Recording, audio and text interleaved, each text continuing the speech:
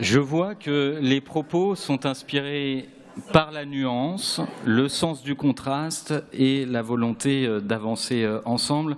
Mais Madame Garnier, votre petit sourire en coin quand vous évoquez les propos de Monsieur Citeau, qui parle d'un sujet pourtant stratégique et central, qui est finalement celui de la forme de la ville, de la question de l'aménagement de nos territoires pour faire face justement aux défis climatiques, montre, je crois, le niveau de conscience que vous avez du sujet et une forme de mépris finalement aussi pour les idées et les propos qui peuvent venir d'un autre camp, et je crois que ce n'est pas tout à fait à la hauteur, y compris de votre ambition que vous venez de nous évoquer en la matière.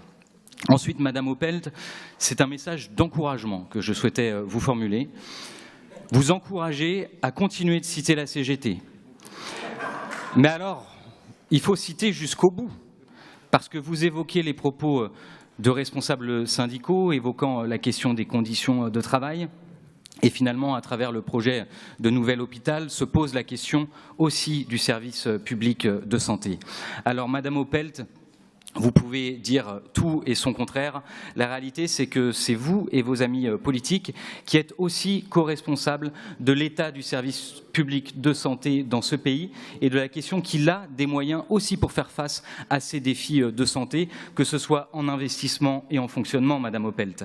Parce que qui est responsable de la fermeture en 2022 d'1,8% des lits, en 2023 de plus d'1,3% de lits supplémentaires, qui est responsable dans ce pays de près de 3/4 des services qui ont connu des fermetures de lits justement pour des questions financières.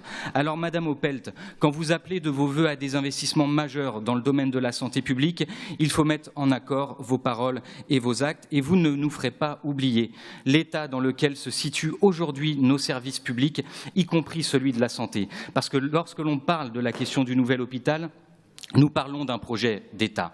Et vous pouvez le caricaturer dans tous les sens. Vous le savez, la moitié de la surface, y compris sur les lits les plus sensibles, sera climatisée. Ça, c'est une réalité concrète, en plus d'apports tout à fait vertueux, à la fois sur l'individualisation des lits ou sur l'accompagnement des patients.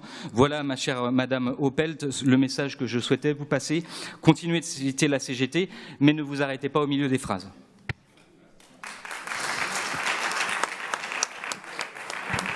Merci.